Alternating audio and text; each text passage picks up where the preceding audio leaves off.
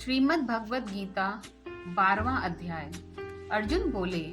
जो अनन्य प्रेमी भक्तजन पूर्वोक्त प्रकाश से निरंतर आपके भजन ध्यान में लगे रहकर अपना सगुण रूप परमेश्वर को और दूसरे जो केवल अविनाशी सच्चिदानंद घन निराकार ब्रह्म को ही अति श्रेष्ठ भाव से भजते हैं, उन दोनों प्रकार की उपासकों में अति उत्तम योगवेत्ता कौन है? श्री भगवान बोले, मुझ में मन को एकाग्र करके निरंतर मेरे भजन ध्यान में लगे हुए जो भक्तजन अतिशय श्रेष्ठ श्रद्धा से युक्त होकर मुझ सगुण रूप परमेश्वर को भजते हैं, वो मुझको योगियों में भी अति उत्तम योगी मान्य है। परंतु जो पुरुष इंद्रियों के समुदाय को भली प्रकार वश में करके मन बुद्धि से परे सर्वव्यापी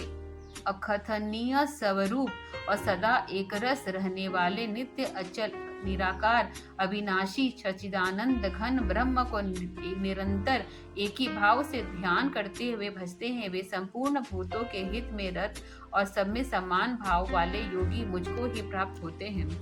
उन सच्चिदानंद घन निराकार ब्रह्म में आसक्त निश्चित वाले पुरुष के साधन में परिश्रम विशेष है, क्योंकि देहाभिमानियों के द्वारा अव्यक्त विषयक गति दुख पूर्वक प्राप्त की जाती है। परंतु जो मेरे पारायण रहने वाले भक्तजन संपूर्ण कर्मों को मुझ में अर्पण करके मुझ सगुण रूप परमेश्वर को ही अनन्य भक्ति योग से निरंतर चिंतन करते हुए भजते हैं, हे अर्जुन, उन मुझ में चित्त लगाने वाले प्रेमी भक्तों को का मैं शीघ्र ही मृत्यु रूप संसार समुद्र से उद्धार करने वाला होता हूँ। मुझ में मन को लगा और मुझ में ही बुद्धि को लगा, इसके उपरांत तू मुझ में ही निवास करेगा, इसमें कुछ भी संशय नहीं है। यदि तू मन को मुझ में अचल स्थापना करने के लिए समर्थ नहीं है तो हे अर्जुन, संभाव रूप योग के द्वारा मुझको प्राप्त होने के लिए इच्छा कर। यदि तू उपयुक्त अभ्यास से भी असमर्थ है तो केवल मेरे लिए कर्म करने के लिए ही परायण हो जा। इस प्रकार मेरे निमित्त कर्मों को करता हुआ भी मेरी प्राप्ति रूप सिद्धि को भी प्राप्त होगा। यदि मेरी प्राप्ति रूप योग के आश्रित होकर उपयुक्त साधन को करने में भी तू असमर्थ है तो मन बुद्धि आदि पर विजय प्राप्त करने वाला होकर सब कर्मों के फल का त्याग कर। मर्मर को न जानकर किए हुए अभ्यास से ज्ञान श्रेष्ठ है, ज्ञान से भी मुझ परमेश्वर के स्वरूप का ध्यान श्रेष्ठ है और ध्यान से भी सर्व कर्मों के फल का त्याग श्रेष्ठ है, क्योंकि त्याग से ही तत्काल ही परम शांति होती है।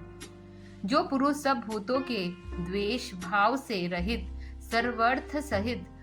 सबका प्रेमी और हेतु रहित दयालु है तथा ममता से रहित अहंकार से रहित सुख दुखों की प्राप्ति में सम और क्षमावान है, अर्थात अपराध करने वालों को भी अभय देने वाला है, तथा जो योगी निरंतर संतुष्ट है, मुझ इंद्रियों सहित शरीर को वश में किए हुए हैं और मुझ में दृढ़ निश्चय वाला है, वह मुझ में अर्पित किए हुए मन बुद्धि वाला मेरा भक्त मुझको प्रिय है,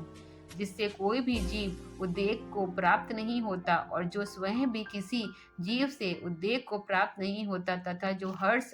उमर्ग भय और उद्वेग से रहित है, वह भक्त मुझको प्रिय है। जो पुरुष आकांक्षा से रहित बाहर भीतर से शुद्ध चतुर पक्षपात से रहित और दुखों से छूटा हुआ है, वह सब आरंभों का त्यागी मेरा भक्त मुझको प्रिय है। जो न कभी हर्षित होता है, न द्वेष करता है, न शोक करता है, न कामना करता है, तथा जो शुभ और अशुभ संपूर्ण कर्मों का परित्यागी है, वह भक्ति युक्त पुरुष मुझको प्रिय है। जो पुरुष मित्रता में और मान अपमान में सम है तथा सर्दी गर्मी और सुख दुखादि द्वंद्वों में सम है और आसक्ति से रहित है, जो निंदा स्तुति को समान समझने वाला मननशील और जिस किसी प्रकार से भी शरीर का निर्वाह होने में सदा ही संतुष्ट है और रहने के लिए स्थान में ममता और आसक्ति से रहित है, वह शुद्ध बुद्धि भक्तिमान पुरुष मुझको प्रिय है। परंतु जो श्रद्धायुक्त पुरुष मेरे पारायण होकर इस ऊपर